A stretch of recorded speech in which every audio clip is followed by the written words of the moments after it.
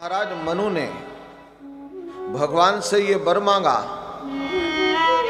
दान शिरोमणि कृपा निधि नाथ कहो सति भाव, चाहो तुम्हि समान सुत प्रभु सन कवन दुराव।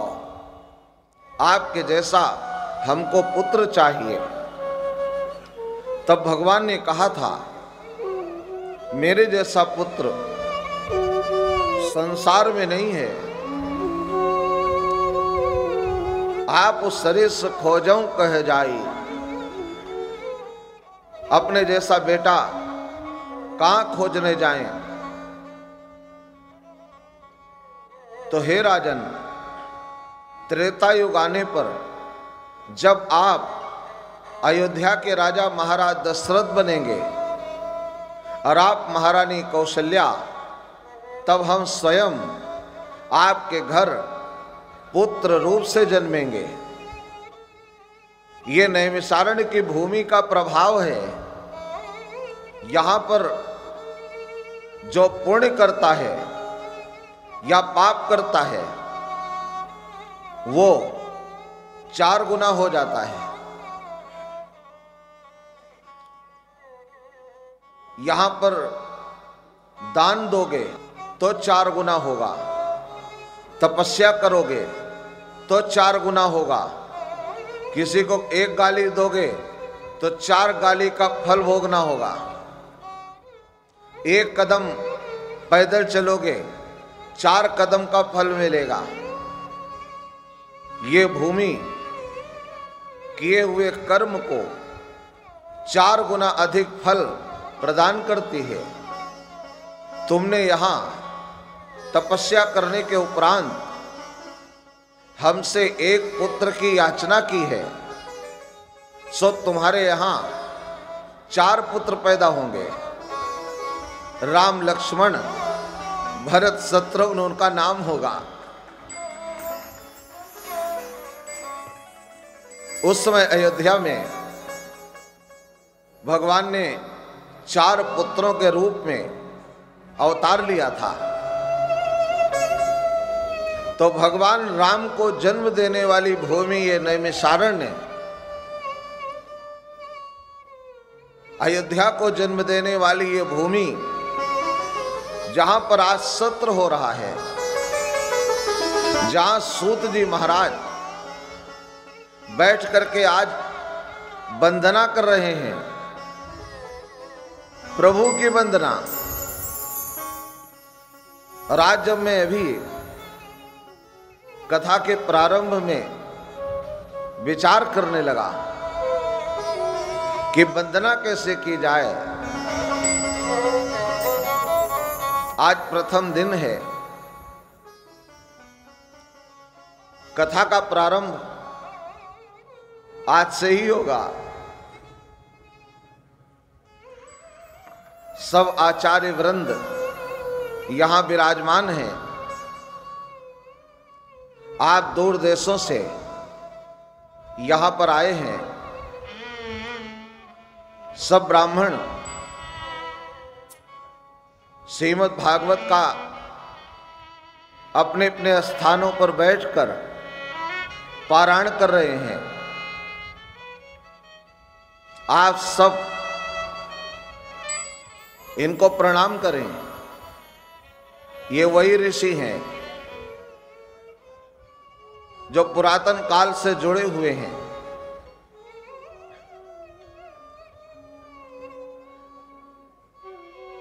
ऋषि होने के लिए बड़ी बड़ी दाढ़ी, बड़े बड़े बाल ये रखाना जरूरी नहीं है। यहां पर बैठा हुआ प्रत्येक प्राणी, प्रत्येक मानव, प्रत्येक समाज ये ऋषि है।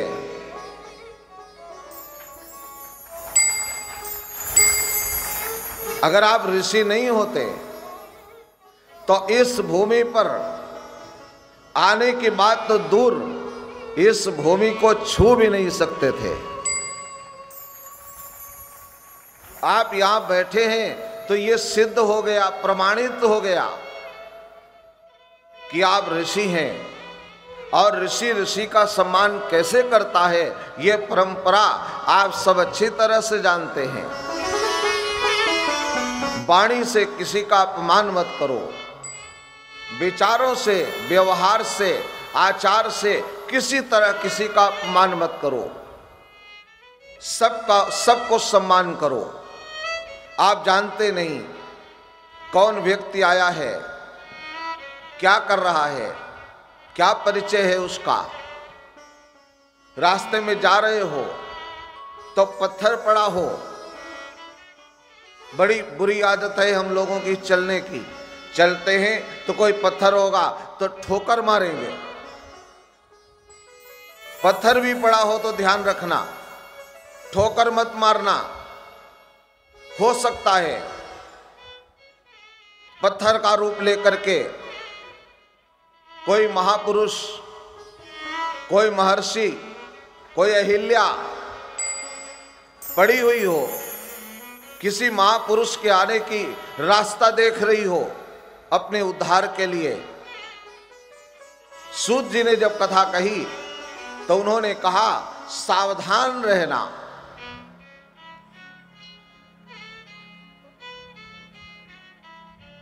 ये सावधानी को लेकर मैं काफी चिंतित रहता हूं कि कहीं कुछ ऐसा न हो जाए, कहीं असावधानी न हो जाए, कहीं कोई गड़बड़ न हो जाए। और सूत जी बड़े विवेक से कथा करते थे, किसी को कुछ उन्होंने ऐसा कहा नहीं, नाम लेके नहीं कहा कि हमने ये बात श्रद्धालुओं के लिए कहा, कि संतों के लिए कहा, कि महापुरुषों के लिए कहा, नाम नहीं लिया। रेडीमेड की दुकान होती है, वहां पर कपड़े नाप करके नहीं बनाए जाते, नंबर से बनाए जाते हैं। पहनो, जिसको जो फिट हो समझ ले कि मेरे लिए है।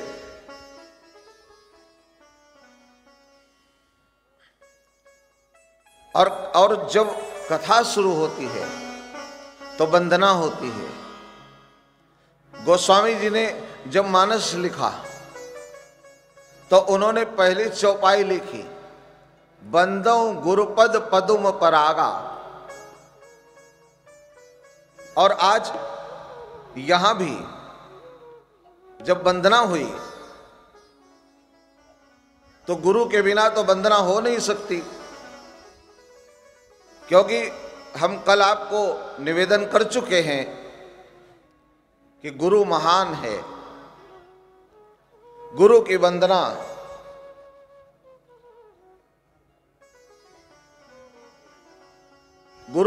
सबने किया। हनुमान चालीसा जब लिखी गई, ये तो हनुमान जी के साथ धोखा हो गया था, बेचारे समझ नहीं पाए, गड़बड़ हो गई। नहीं तो कभी गड़बड़ वो तो करने वाले नहीं थे, बहुत समझदार आदमी थे। तुलसी जी ने हनुमान जी को बड़ी मुश्किल से पटाया और बाद में उनसे कहा कि ऐसा करते हैं, आप राम की बड़ी सेवा करते हो तो आपकी चालीसा होनी चाहिए, राम की चालीसा तो है, हनुमान चालीसा नहीं है। तो कहा नहीं नहीं, भक्त की कहीं चालीसा होती है। तो कहा मैं तो राजी नहीं हूं, मैं कोई मदद नहीं करूंगा। तो तुलसी जी को लगा कि ये तो मानेगा नहीं, तो उन्होंने कहा कि ठीक है, आप भगवान राम को अपना गुरु मानते हो? कहा मानता हूं। तो कहा ठीक है, कहा चलो गुरु वंदना कर लेते हैं। तो शुरू में लिखा श्री गुरु चरण सरोज रज, गुरु के चरणों की वंदना किया। हनुमान जी से कहा खुश हो? कहा बहुत खुश हूं।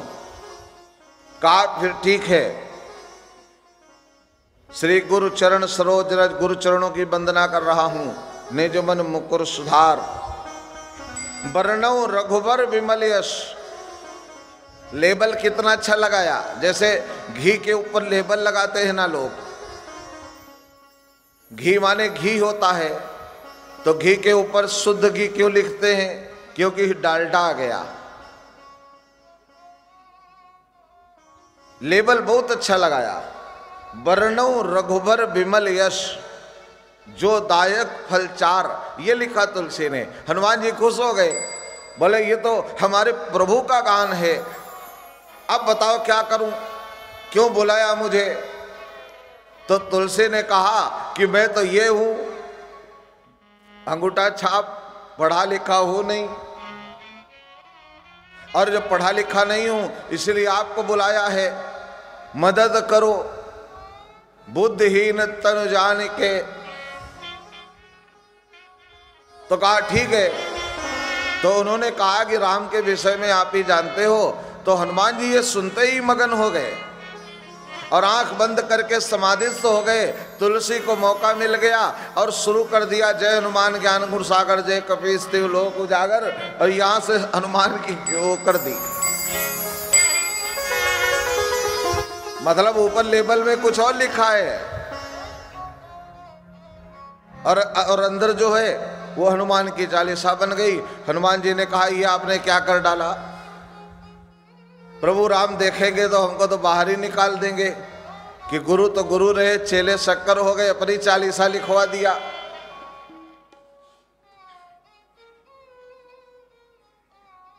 लेकिन संतों की कहते हैं बड़ी करुणा है।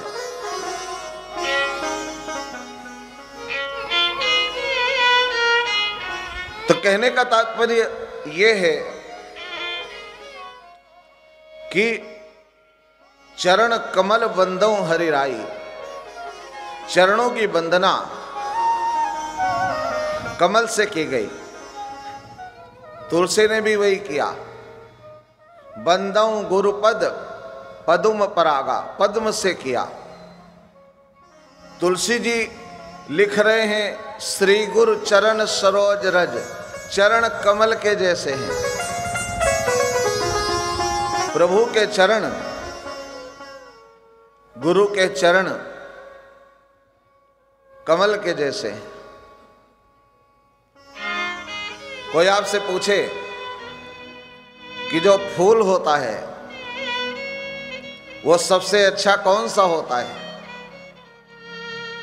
तो आप कहेंगे गुलाब का। और वास्तव में बात भी सही है।